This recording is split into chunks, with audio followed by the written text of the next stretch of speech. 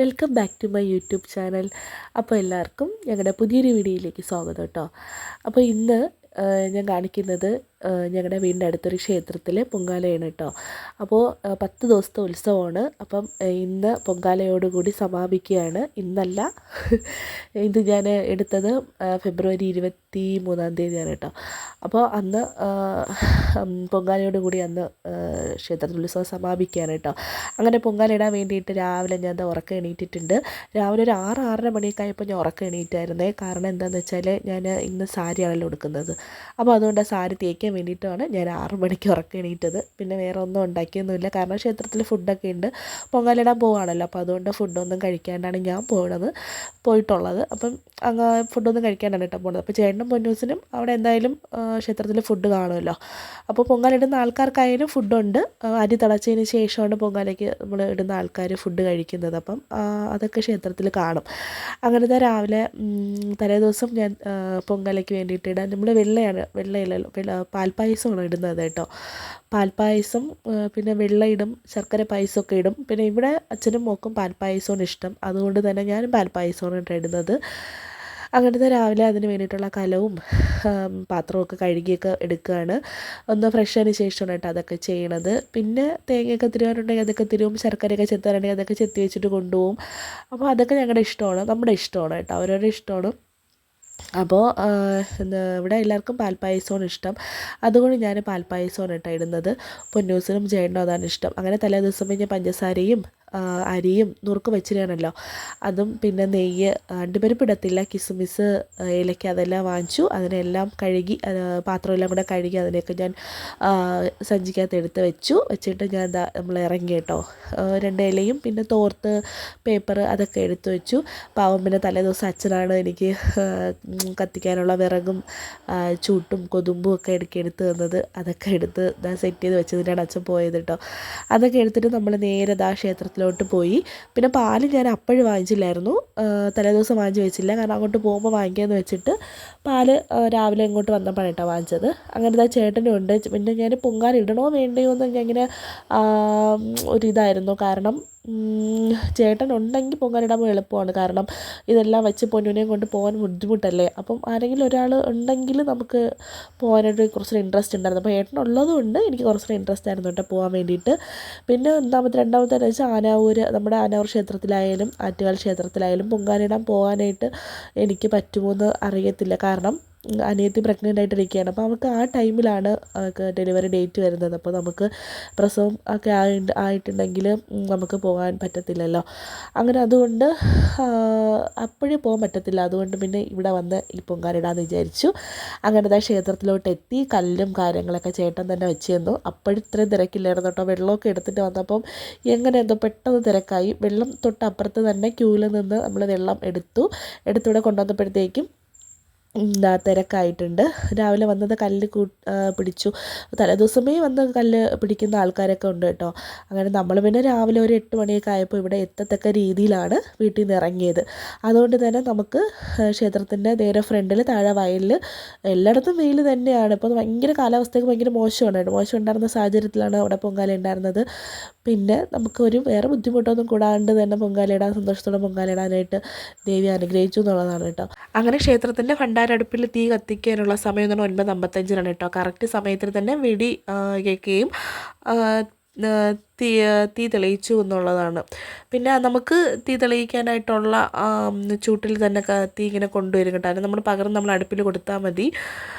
അങ്ങനത്തെ അതിന് വേണ്ടിയിട്ടുള്ള ഇത് കൊണ്ടുവന്നുകൊണ്ടിരിക്കുകയാണ്. അപ്പോൾ ചേട്ടനാണ് ക്യാമറ എടുത്തിരുന്നത്. ചേട്ടൻ അതിൻ്റെ മുകളിൽ തന്നെ ഉണ്ടായിരുന്നു കേട്ടോ. ക്ഷേത്രത്തിൽ ഞാൻ പറഞ്ഞു അതിൻ്റെ ഫ്രണ്ടിൽ ഇങ്ങനെ കത്തിക്കുന്നത് എടുക്കണമെന്ന്. ചേട്ടൻ മാക്സിമം അതെല്ലാം കവർ ചെയ്തെടുത്തിട്ടുണ്ട്.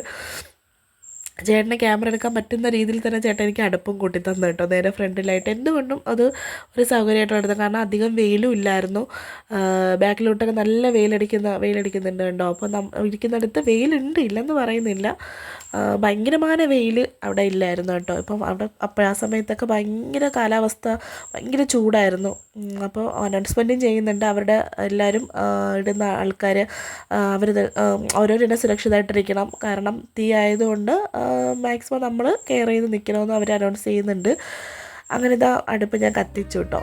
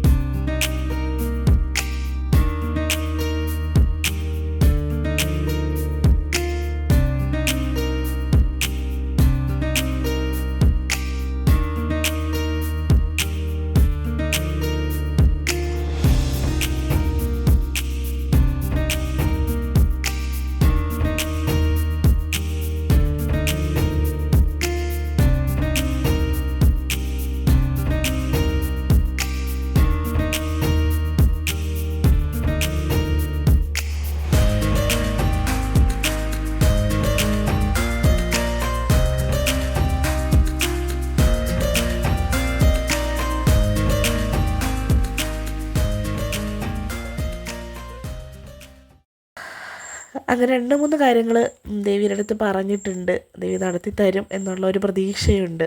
അത് എന്താണെന്ന് വഴി പറഞ്ഞ് 2-3 കാര്യങ്ങൾ പറഞ്ഞിട്ടുണ്ട് കേട്ടോ. അപ്പം നമ്മൾ എൻ്റെ ജീവിതത്തിൽ ഞാൻ മനസ്സ് ഒരുക്കി പ്രാർത്ഥിച്ച എല്ലാ കാര്യങ്ങളും നടത്തി തന്നിട്ടുണ്ട് ഇതുവരെയും. അപ്പം ഇതും നടത്തി തരും എന്നുള്ള ഒരു വിശ്വാസമുണ്ട് എനിക്ക്. അങ്ങനെ നമ്മൾ പൊങ്കാലൊക്കെ ഇട്ടിട്ട് നേരെ വീട്ടിൽ വന്നു. വീട്ടിൽ വന്ന് പാൽപ്പായസത്തിനോട് ശർക്കര പായസം കിട്ടിയിട്ടുണ്ട് കേട്ടോ.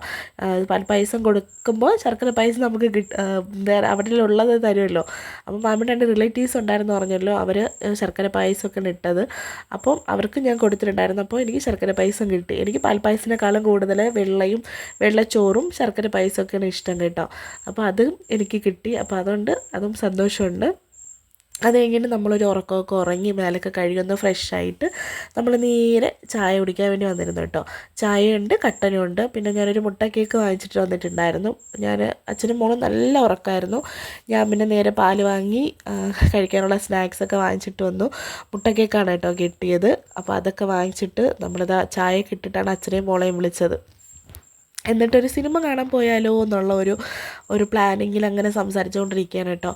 ഓഫീസർ ഓൺ ഡ്യൂട്ടി സിനിമ ഇറങ്ങിയിട്ടുണ്ടായിരുന്നല്ലോ 2-3 ദിവസം. ഇത് എടുക്കുന്ന 2-3 ദിവസം മുമ്പെയാണ് ആ സിനിമ ഇറങ്ങിയത്. അപ്പോൾ അത് കാണാൻ പോകാമല്ലോ എന്നുള്ള ഒരു പ്ലാനിങ്ങിലായിരുന്നു. അപ്പം ടിക്കറ്റ് നമ്മൾ ബുക്ക് ചെയ്ത് കേട്ടോ. ഒരു 6:30 മണിക്കുള്ള ഷോയ്ക്കാണ് നമ്മൾ പോകാൻ വേണ്ടിയിട്ട് നിൽക്കുന്നത്. അപ്പോൾ 5:15 നമ്മളിത് ഇവിടെ നിൽക്കുന്നതേ ഉള്ളൂ. വേറൊരിടത്തല്ല, കാട്ടാക്കട കാളേശ്വരിയിലാണ് പോയി കാണാമെന്ന് വിചാരിക്കുന്നത്. നമുക്കതാണ് എളുപ്പം. നമ്മുടെ വീട്ടിൽ നിന്ന് ഏകദേശം ഒരു 10 കിലോമീറ്ററിന് ഉള്ളിലേ ഉള്ളൂ അവിടെ. അപ്പോൾ അവിടെയാണ് നമ്മൾ പോയി സിനിമയൊക്കെ കാണുന്നത് കേട്ടോ. ഏത് സിനിമയിലും ഇറങ്ങിയിട്ട് ചേട്ടൻ ഉള്ള ടൈമാണെങ്കിൽ ചേട്ടൻ നമ്മൾ കൊണ്ടുപോകും. നല്ല സിനിമ, നല്ല റിവ്യൂ ഒക്കെ ഉണ്ട് എന്നുണ്ടെങ്കിൽ ചേട്ടൻ ഉറപ്പായിട്ടും കൊണ്ടുപോകും കേട്ടോ. അങ്ങനെ നമ്മൾ 3 പേരുള്ള ജീവിതത്തിൽ നമുക്ക് കിട്ടുന്ന സന്തോഷം എന്ന് പറഞ്ഞാൽ ഉള്ളപ്പോഴാണ് നമുക്കുള്ള സന്തോഷം എന്ന് പറയുന്നത്. അപ്പോൾ അത് നമുക്ക് തരും. എനിക്കും എൻ്റെ പൊന്നൂസിനും ചേട്ടൻ അത് തരും. അപ്പം സിനിമ ഇറങ്ങുന്ന ടൈമിൽ നമ്മൾ പോയി കാണുമ്പം ഓഫീസർ ഓൺ ഡ്യൂട്ടിയുടെ സിനിമയാണ് കേട്ടോ കാണാൻ വേണ്ടിയിട്ട് പോണത്. അങ്ങനെ കാട്ടാക്കടയാണ് കാണാൻ വേണ്ടിയിട്ട് പോകുന്നത്. അപ്പം ഞാനും പൊന്നൂസും ചേട്ടനും കൂടെ ഇറങ്ങിയിട്ടുണ്ട്.